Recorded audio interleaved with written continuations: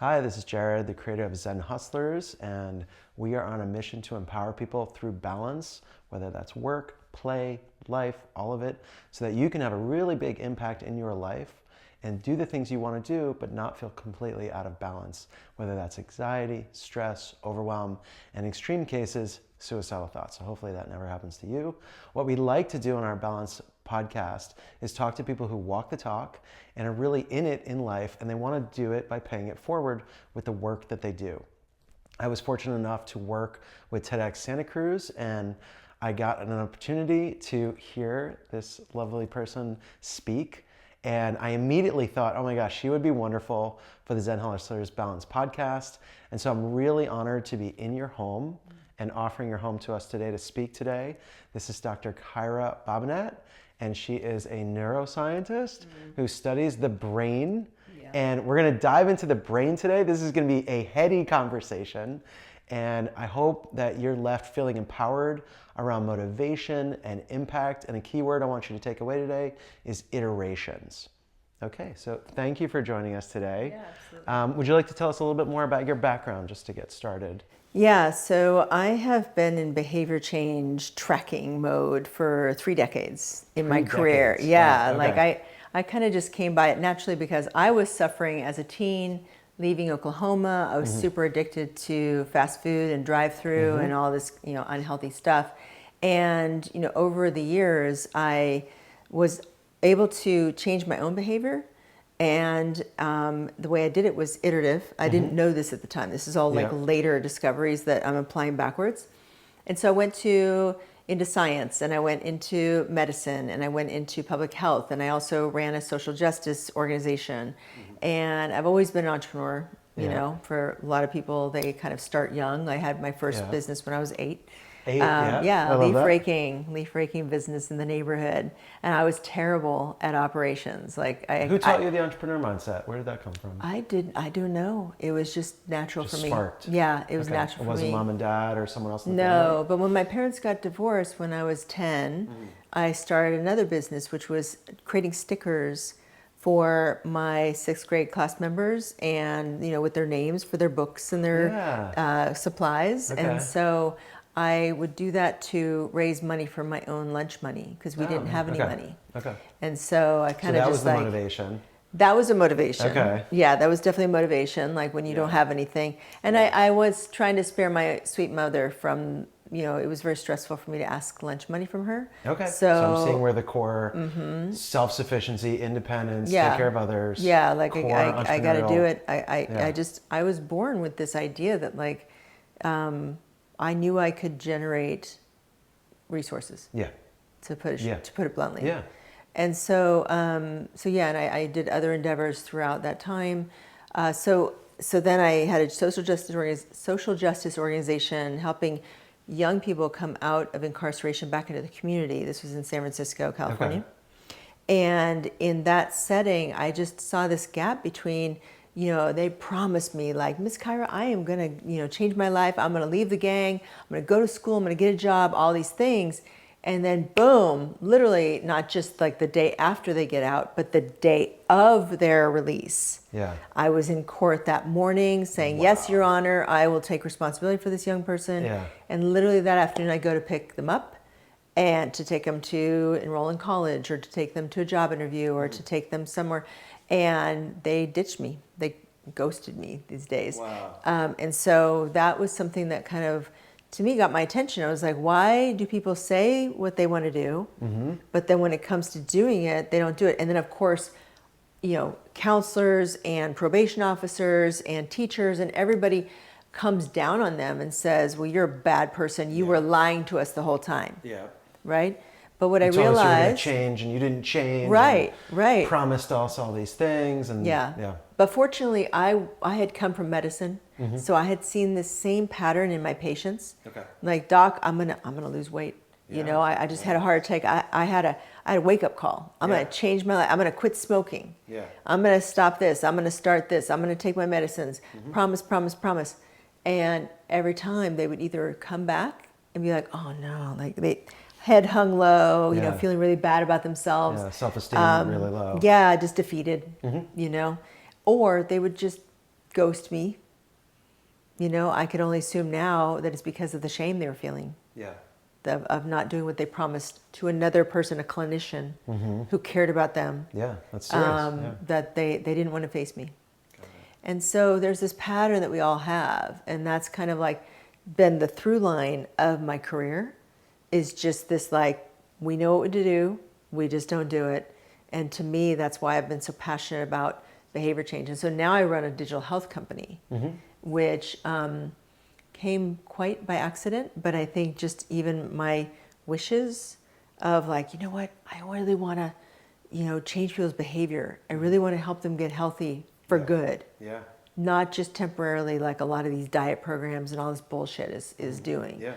But I really want to like learn what is it that causes us to sustain our behavior. And that's what led me to the brain. Because I'm not a neuroscientist. I appreciate apologize, you. yeah. No, it's like there's a lot of people. And I also didn't mention the neuroscientists. CEO of Fresh Try. Yeah. And so tell us about Fresh Try, and then tell us about, you're not a neuroscience, my apology. No, I am a neuroscience hobbyist. Okay. But I have a science and medicine background. So it's easy for me to understand it because of my training. Yeah. So, so what was the question? Tell me about Fresh Try as the CEO and why you started that program.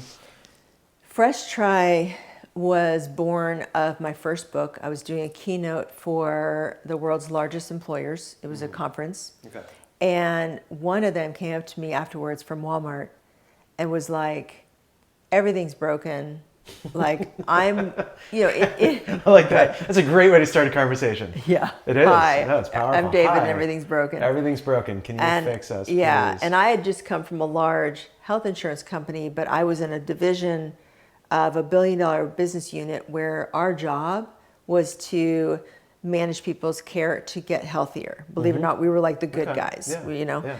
And so I was designing things and testing things in clinical trials that spanned birth to death, wellness to illness. And so he and I were on the same page. I had tried everything. It all backfired. Yeah. It worked for a little while. All of it backfired? Yeah. You have the short window of working. Gives you that confidence. 1% survival rate. Wow. Of whatever. If you did something in that world, whether it was a wearable, an incentive program, educational reminders, competitions, steps counting, coaching, all of it, dieting, all of it. It had a 99% relapse rate. Wow. Yeah. That's impactful just to let that sit. Yeah. Yeah. And all so the things that we're doing, all the things we're trying. Everything. Was having that high. And in that world, you're like, well, what's, is somebody going to come out with the next thing? When the Fitbit came out, we're like, all right, that's it. Like there's just this kind of hope springs eternal aspect of it. Yeah. And I'm an optimist. And so I'm always like excited about what the new technology is and stuff like that. But yeah, over and over again, failure, relapse. And so he and I were on the same page from the beginning. Yeah. And we had a lunch in the San Francisco Embarcadero area at this Peruvian restaurant. And he just said, you know what? If we're going to break it, meaning like wellness, healthcare delivery, healthcare management, behavior change, let's break it all. Okay. And I was like, I'm with you. He goes, if you could build anything, what would you build? And I didn't even miss a beat. I didn't even know this was my answer. Yeah. I didn't know that I'd been thinking about this. Okay. Because no one had ever presented me with this question. Yeah. And I said, a habit engine. A habit engine. Okay. And so that was the birth. That was the conception moment of Fresh Try, was a habit engine, embarking on that bold vision for habit formation. Because what I did know at the time was that the only way that we change our behavior is through neuroplasticity. And neuroplasticity only has two sources. Okay. Habit formation, which is the arduous, this is normal for me, this is my habit. I'm going to change it. Yeah. I'm going to go through the discomfort of that. I'm going to go through all the relapses of that. I'm going to take the time and the repetition, and just you're just sending the number of messages to your brain. It's like, I want to live like this instead of this. Yeah. And the brain needs counts. It needs points on the board to be able to go like, oh, okay, gotcha. Yeah. Gotcha, Jared. All right. Okay. You now want to have this for some reason. Yeah. You want to have your left thumb on top of your right as Because it takes extra energy for the The brain new to Jared. keep doing that every time. Oh yeah, right? yeah. It's like in repetition, and you're reinforcing. So that's habit. That's part That's one. habit. Okay. And then the other currency that the brain uses to change behavior is neuroplasticity, which comes through shock and awe, intense emotionality. Yeah. In a negative sense, we talk about this oftentimes with PTSD. Yeah. Because trauma is one of those things that it makes an indelible mark on the brain. It kind of, I call it like the super glue. It's just like whatever's going on for you right now, if you get in a car accident or whatever, God forbid, it'll just super glue all of those feelings in place. Tied into that, yeah. Yeah. I mean, this happened to me when I was 19. I was in college and we were rushing. My boyfriend was driving at the time in this Bronco, and we were in Colorado, and we had just come off the slopes, and I had to get to work because I was a fitness instructor, and we were racing back on I-70 to get back to Boulder. Yeah, I went to school in Boulder. So Oh, you did? Yeah. What? Yeah. I didn't know that. Yeah, 94. Oh, wow. 94, Good for 98. you. Good for you. So I know it very well. Yeah, so we're racing back, and Dangerous they have road. these, and they have these like side winds that Yep. go through that valley. Yep. And he also fell asleep. Oh, Jesus. And he fell asleep, drove off the highway, hit this enormous boulder. I was asleep. So you're relaxed. I was relaxed. I had my seatbelt on. Yeah. And we hit this boulder, popped all 4 tires. Do you know the force that it takes to pop No. an SUV tire? Yeah, I can't even imagine. Yeah. And so then we rolled back down the hill Wow. onto the side of the highway. Yeah. And to this day, I can be sleeping. My husband can be driving the truck. Yeah. Where we haul horses back Yeah. and forth to different clinics. And I could be sleeping, and he'll hit a bump, and I'll just like shock awake. So that's neuroplasticity from a decades old experience. Just one experience. And I wasn't hospitalized. I mean, I was relatively okay. Yeah. And so, those are the 2 routes. And so when I think of oftentimes- neuroplasticity, I always think of it as, you hear this in elderly care, like you have to keep using neuroplasticity for your brain, learning new things, trying new things, but you're using it differently. You're using that, like when trauma happens, it binds your brain. I've been thinking neuroplasticity differently, that it's a healthy thing, that you want neuroplasticity. It is. It is. It is. Okay. I'm just showing you that like it's neutral. Yeah. It doesn't think good or bad. If neuroplasticity happens through shock and awe, like something called a significant emotional experience. The C's. Yeah. Yep, the C's. If it happens through the C route instead of the habit formation route, which is the calm, relentless, like drudgery, also, just like persistence. If it goes through this arm of significant emotional events, it is most likely going to be accidental.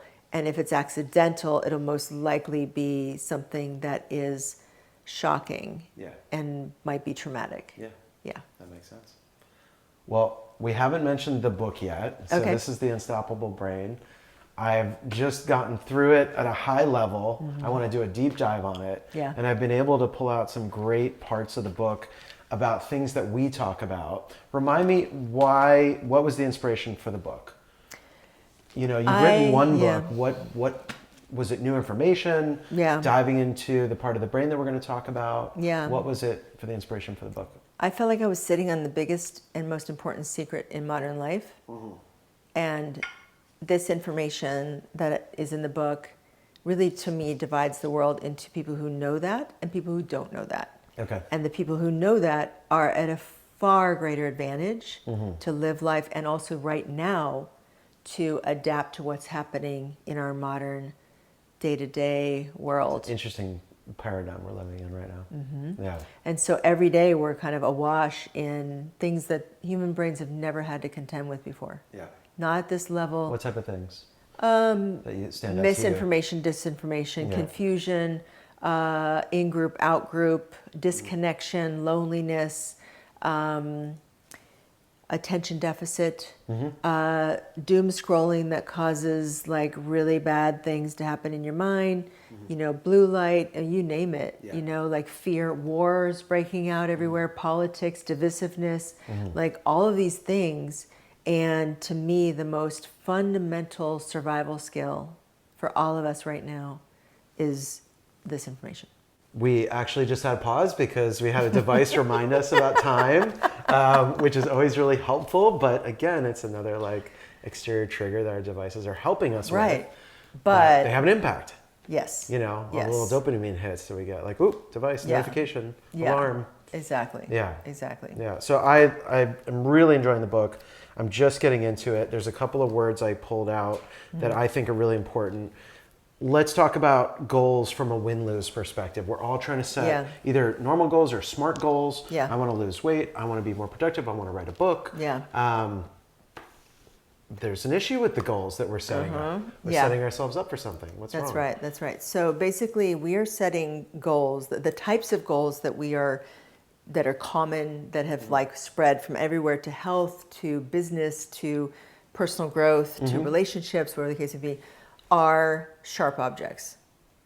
And we're holding it by the sharp end, which is that SMART goals, performance-based goals, all those kinds of things, over and over again in the scientific and medical literature.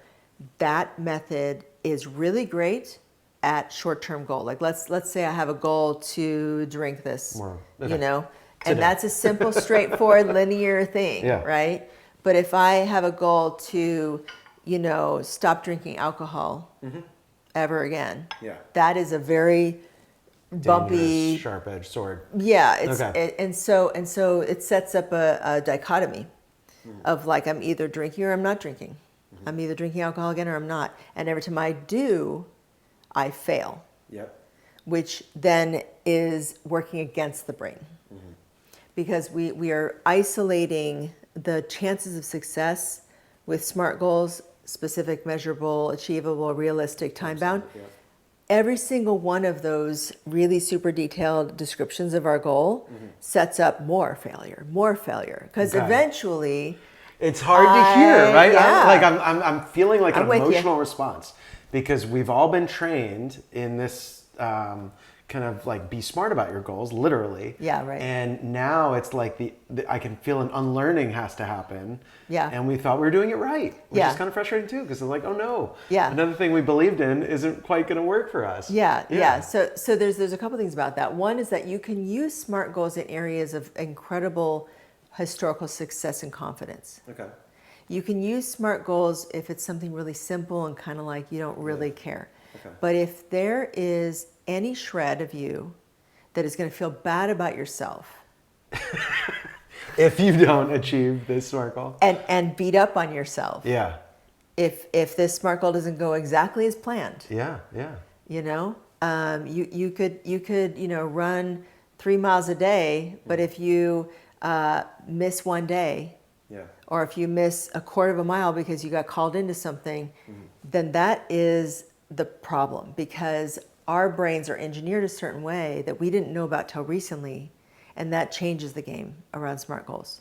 It means that we have to be a lot more careful with SMART goals. We have to use them only in appropriate situations, and most of the territory that they've taken over is inappropriate territory. Inappropriate use case for that. Yes, exactly. That's right. So tell me about the part of the brain that you talk about all the time. And tell us about it from a layman's perspective of like, okay, there's this, was it an unstudied part of the brain? Was it, like, tell us about this history. Part of the brain. So the brain area that is new for all of us, by the way, and including myself 10 years ago, is the Habenula, Habenula. And it was actually discovered in the late 1800s. Okay, so it's just not anatomically, like in normal cadaver anatomy. But it just kind of lay there dormant, like, oh, that's interesting. Wonder what that For is. 100 years, yeah, exactly. and so not until we had what's called functional MRI machines, which is the ability to see tiny changes in blood flow within the brain. Did this, because it's a half a centimeter big. Okay, so it's tiny. Yeah. It's not. It's a quarter inch big, and so we're literally talking about like a little boop. A little boop. Oh my gosh! And it's in the middle of the brain, pretty much smack dab in the middle. And there's two of them. Like, is that true? It's in front of the pineal gland. Yeah. So it's near all that, and take a step back. Animal behavior that has been done for decades and decades and decades has been divided into, approach and avoid, and that's, they kind of look at everything that way. Yeah. An approach, we really fleshed out that path. That's dopamine, that's serotonin, that's like all this sort of like approach, like, yummy, that's good stuff, right? Yeah. The avoid part has been a mystery for the most part. All we have were these kind of basic like fight or flight being the avoid, but their freeze also is avert. So is that hypothalamus? It's connected to hypothalamus. Okay. It's connected to hypothalamus. Like hypothalamus feeds into habenula. Habenula seems to be like the grand central station of all of these messages. Yeah. And it also is a dominant player. Something in medicine called stochastic dominance, which is like this is stronger than this, which is stronger than that. So it's kind of like a hierarchy of power. Yeah. So about 10 years ago or 15 or whatever years ago, there was these like interesting points on the board around habenula, like, like the first time I wrote my first book, there was only 2 studies that I saw. One was, if you think you failed at something, this part of the brain lights up. Totally separate group found that. The second study was for a whole different lab, a whole different group that found that if your habenula lights up, you lose your motivation. Yeah, you call it motivation kill switch. Yes. That's what you And call so, it. Yeah. I call it the motivation kill switch because of that basic function. Yeah. So now let's expand that out. If I am doom scrolling at night and I don't find this pair of shoes, something really silly that I want to find that night, and it feels like a waste of my energy or a waste of my time, that is the slightest little thread of me failing at doom scrolling for what I wanted or wanting to be pleased or wanting to find something beautiful to look at, whatever. I failed in the most microscopic way. But then the habenula turns on. I wake up the next morning and I don't feel so motivated, but I don't know why. It's like a thief in the night. Like overnight, stole your motivation. My motivation was so maybe if you wanted to tanked. exercise or eat better that day, your diminished returns almost already. Yeah, you wake up disempowered. And so that's what's happening with social media, is it is a systematic disempowering of our motivation. Everybody is getting these hits of like, I'm not good enough, FOMO, like I should be performing more. And you're I'm not seeing meeting high my goals. performers also. I'm procrastinating. Whatever the case may be, I know what to do. I'm just not doing it. The no-do right? gap. The no-do gap with anything where we're stuck in Netflix land, where we go down a rabbit hole on the internet and we don't come out, and then we blame ourselves because we had a failure event and because we have motivation problems. So the whole premise of the book is to rescue that, like just correct the record. Educate that this is what's going on with you. You're not a horrible person. You're just a person with a brain, and the brain has a habenula. And accept the way your body works and your brain works. This is how it works, right? I mean, there was there's some freedom in that, because it's like, this is the way my arm works. This is the way it functions. Exactly. It shouldn't do what I don't think it should do. Exactly. Exactly. And I feel, even just speaking with you now, like a sense of freedom in that. I'm like, oh, good. I'm not bad. I didn't mess up. I'm not wrong. Because that does kill my motivation to want to do things. So there's actually a lot of freedom in it. And I want to see people. I want to see people fully powered. And everything in our current, milieu of our modern lives is not intentionally, but it's just disempowering. It's all failure signal to our brains from a brain perspective. Whether we consciously know it or not, subconsciously, I'm failing at finishing my tea. I'm failing at finding the shoes. I'm failing at like little silly things. And I'm just in this failure matrix of everything's a failure. Got it. Thank you for explaining the habenula. So I teased you earlier with a quote, and it's by our little green friend Yoda. Who's been having this saying for years. And I actually think, unless I'm getting it wrong, he's been saying it wrong. That there is it's do or do not, there is no try. And your method is all about trying and iterations, right? So am I getting this right? Like Yoda didn't get it right. He's performative. It's performative. And it's performative and set up to fail. And it reminds me of the word shoulds. I should be doing more. I should have done that. I should have eaten better. I should have drank more water. Right. So the negativity bias and the shoulds. So it's all connected. Yeah. So how do you connect those dots with the shoulds? We have a negativity bias, and then trying through your iterations phase. Yeah, I think that to put all that together. Yeah, that's a lot. I realize that. So let's just engineer it piece by piece. Okay. So I am an animal and I want something. I want to do something. I know what I should do for my health, whatever the case may be. And then there is this like assessment that the Habenula is all about, like, is that going to work out for me or not? You know, and so should I, shouldn't I, right? And then if I go ahead and try it, but then I fail, right? Then I am canceled out. My Habenula's on. It's like, no, sweetheart, that's not going to work out for you. You shouldn't Don't waste try. time on this. You shouldn't try to, start your own business or whatever, like, or your business isn't going well, or like those kinds of things. And so then I get the brain's way of trying to save energy, because the brain's always looking for energy. Protect you from failure. Protect you from failure. Because in our modern world, failure doesn't cost us our lives. Our lives, yeah. But in the animal world, world, it's very much still does. Yeah. So if an animal makes a wrong calculation, like the squirrel crossing the road, it loses its life. Yeah. You know? And so being able to gauge wisely where you should put your energy and what's not worth your energy is a ancient, primitive ability. Yeah. Like it's in zebrafish, these little and they have the Habenula also. Yeah. Okay. And they're super primitive. They're fish. Yeah. You know? Yeah. And some of the before oldest you go creatures up on the on planet. land. Yeah, exactly. Yeah. Like in the evolutionary scale, Yeah. it's like way back in the history. Yeah. So we are controlled by this, and it keeps us alive. Yeah. It keeps us safe. Yeah. But when it comes to taking, creative risks, pushing forward into our potential, being empowered, and not being intimidated by the world around us, not being fooled by false signals of failure coming from others or our environment or other media. Yeah. So all of that can psych us out. And when we have psych outs, that's a Habenula moment. Okay. When we have a no-do gap, our Habenula's on. Okay. When we are stuck in failure of some kind, when I'm procrastinating, that's my big one. Like I love to procrastinate, but I'm circling and I'm trying to figure out how can I get some movement here, because clearly my brain is telling me, my Habenula is telling me that's not going to work out for you. You best not try. Okay. Yeah. So that's the first part. Yeah. Is I'm looking is this going to work out for me or not? Yeah. Then I give it a go. Like the anti-Yoda. I try. Right? Yeah.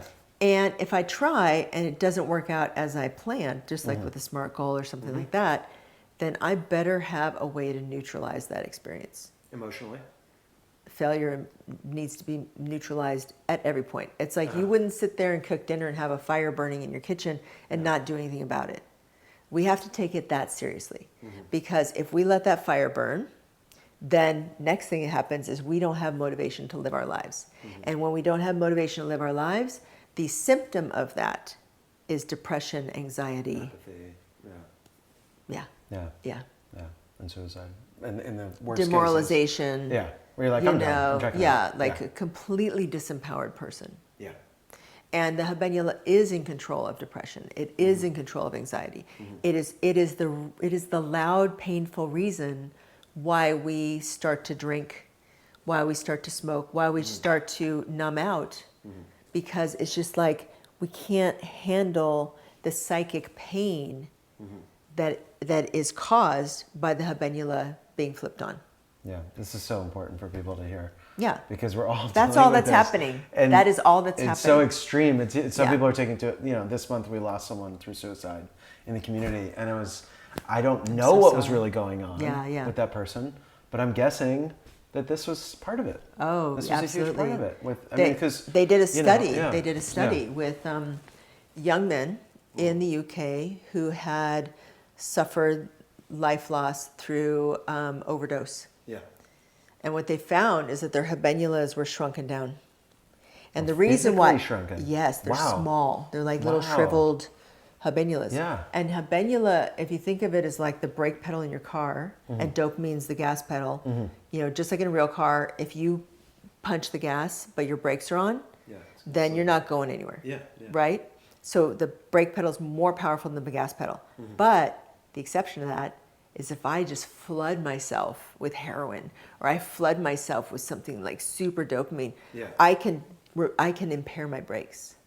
And so what that autopsy report is showing us in these unfortunate people who overdosed is that their drug of addiction basically crushed their habenula signal so much that they just drove the car right off the cliff. There was nothing stopping them from risking their life, like the squirrel running across the road. So that's how that's all connected. Okay, got it. I'm sorry for your loss. Thank you. And it's really, the community suicide is one of those things that it sends a ripple of unsettled mystery. Yes, through the survivors. Into everybody who knows survives that person. I know. Or hears about that person. I know, it's really intense. It's so unnatural. It's one of the reasons why we created a crisis page, because we realized that's the extremist form of it, and we're all left reeling after it. Like, what happened? What could we have done? Why did that person do it? And so, and if you're listening, there's suicide hotline is a really great resource. Please take advantage of it if you're listening. Yes. We're going to take a brief pause, and then we're going to finish our conversation with Dr. Kyra Bobinet. We're back. We're wrapping up, and we're talking about the unstoppable brain, and we're talking about this new thing that I'm learning, and it's iterates. And being here in Silicon Valley, in Santa Cruz, we're close to the Valley, there's this not failure mindset, supposedly. It's like learn and grow. It's not a failure, it's a learning opportunity and a growth opportunity. Do you see that connected to your iterates model? Kind of. I mean, iterates is basically just a system of categories that you can use to brainstorm your way out of being stuck out of ideas. So it's like how might you iterate like this or like that, or like, so they're categories, and that's fine. But the iterative mindset is something different, which is that people who approach behavior change or what they want to get themselves to do, who get themselves to do it successfully and maintain that long term, keyword on that point, because that's where performance mindset and iterative mindset diverge. Performance mindset is like you get yourself to do it, but you might be like, you might just do it and you're like, check the box. You can't hold it. But iterative mindset is the fuel for the long haul. That's where you get growth mindset. Yes, it is different. So maybe make that distinction. So growth mindset is simply the belief that it's not over for you. that you're not, you were born a certain way, and that you can change that. It's not fatalism, right? But iteration and iterative mindset is more like, if I iterate my way through this, then I will keep going. It is a very different thing. Growth mindset sets you up to possibly iterate, but it at least for the ability to even take this on. Right? I mean, it lowers the probability that you'll hit the habenula. But it's not going to cure it. And so iterative mindset to me is the only, and we just tested this in our after the book. We tested in thousands of people iterative mindset. A, it's a thing. B, it's different than any other mindset. C, it's more potent for health habit formation and work habit formation than any other psychometric. Grit, give me one. Self-efficacy, confidence, all of those, optimism. It's more potent than any of those, more potent than performance-based mindsets and learning-based mindsets at being able to achieve habit formation. Where do people start to gain a sense of how do they leverage this? They can get the book. They can start reading the book. They can go to the Fresh Try website. It's an app also. So where do you think is a great place for people to start? You might call me a bad business person, but I'm not here to sell anything. No, I realize that. I'm here to liberate. We're starting people. a new habit. Exactly. So where do we start with that? Exactly. This is a stage. We're in a growth mindset right now. We're trying to take on something new. So we always want our next steps of like, what can we try next? You're in an iterative mindset, which is a different question at the heart of it. It's like, what's next? What can I get myself to do? And how can I like tinker with it, tweak it to make it better, to make it last longer, to recover if I fall down, if I stumble, or to shift gears if something's not working. So iterative mindset and iteration itself, I always say iterators never fail because they never hit their habenula because it's never over for them. There's no done. There's no done. Win-loss. It's the that whole mindset's jujitsu gone. of behavior change. Like Okay. you can keep going, Yeah. and you'll find a way. You'll puzzle a way out of it. And each iteration, think of it as like, are you a surfer? Yep. So surfers knows this. If you ride a wave, it's not going to last forever. No, you have to swim back out and find the next wave that works for you, right? Yeah. So that's what an iterative mindset is. It's like, I'm going to ride this wave for as long as I can and enjoy myself, and not mess with it if it's working. Yeah. But also it's very dynamic, right? So I'm constantly shifting my weight. I'm constantly making different moves to stay up or to get a different experience. And then once it's over, I don't go, oh man, I'm never going to surf again. Yeah. No, you get back out there and you literally find your next the beauty thing. Of it, it's you a great find analogy. Your next ride. It's a really great analogy because you have no more confidence at that moment. It is the highest peak confidence moment. Whether you did good or bad, you caught the wave. It was your wave. You rode it. Yeah. You're actually in a really good moment right there. Like, I'm going back out. Even if you're retired and you thought it might have been your last one, you're like, no, I'm going to go back out because that was great. Yeah. That was a great moment. It actually works great if you had a great wave. If you get completely crushed on the wave, maybe not. But but I love the not like the fail, win, lose mentality. Yeah. You just have to kind of put that aside. Well, are we telling ourselves like forget about this like win lose mentality? Because there are I think it's fun. So we're coming up on the Olympics, right? Yeah, the Olympics this summer. Right. Some athletes are going to win golds and some are going to win nothing. Yeah. How to give us that example? Like how do you come across that? Because there is moments when someone does win the gold, someone doesn't. So, yeah. And if you unpack any successful top anything, CEO, athlete, whatever, I can show you somebody who's iterating to death. Like they're iterating everything what they eat. Yeah. That day, they woke up differently than the day before. They're iterating. So those people are not master performers, even though the performance is something that they've dialed in, that body memory, muscle memory, all that kind of stuff. Yeah. It's in the moment. They have to respond to the conditions, to how their body is feeling that day, to how everybody else's psychology is going. The room, the energy of the stadium. Something in their family might have happened. If you don't iterate, then you are broken. Yeah.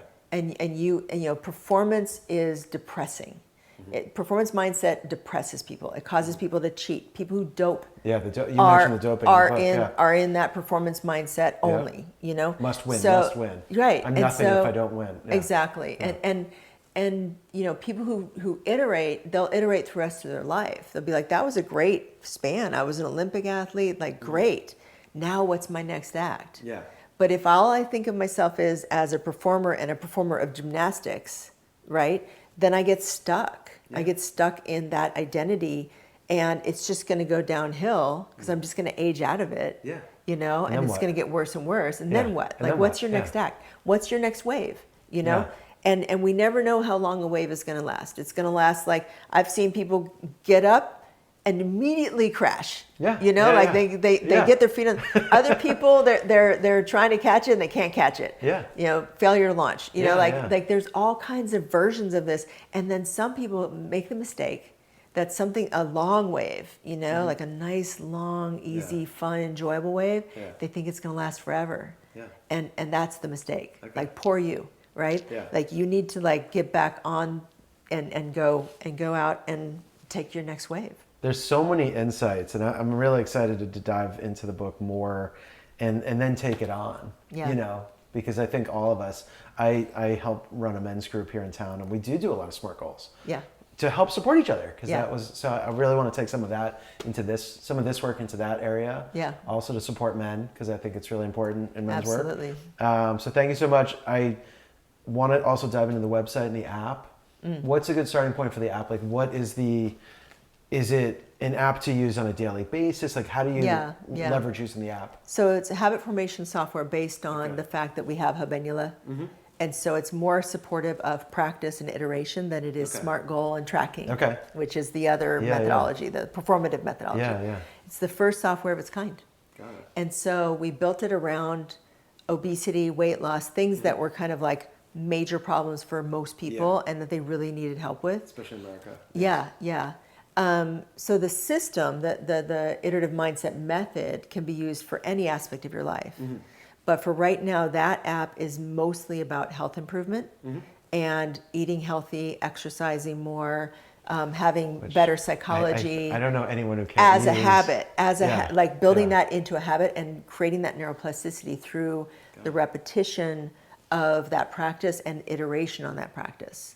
And we don't have it perfect. I'll tell you, like we do not have it perfect, but it's way better than everything else that's out there. Because everything else that's out there is performative. Got it. So be careful. So that's the mindset we need to start to work on and learn new ways. Do you have like a motto or things that you live by, a way that you just kind of remind yourself, a mantra that you use that you could share with us? Yeah, I mean, besides iterators never fail, I would just say like... Is that something you tell yourself in your mind? Yeah. You do? Okay. Yeah, it's so true because failure is an illusion.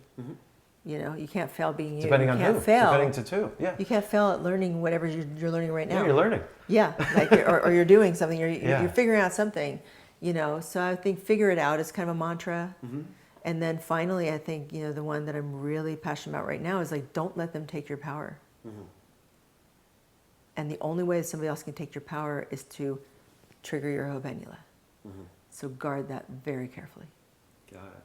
Thank you so much for your time today. This has been so insightful. Yeah. I know it's just like an appetizer to this bigger conversation, but I'm really excited for people to dive into the book and the app and learn more about you and your background. So thank you so much for your time. Thanks for having me. Yeah. So if you have any questions, we'll put a link to Kyra's resources, the book, the website, and everything, so you can learn more about this and the habenula in our brains and in most creatures, it sounds like. If you want more resources, feel free to check out the website and hit us up on social media if you have questions. And we're here to support you. You're not alone, and we've got your back. Thanks for watching. Take care. All right, we're out. Thank you so much. That was great.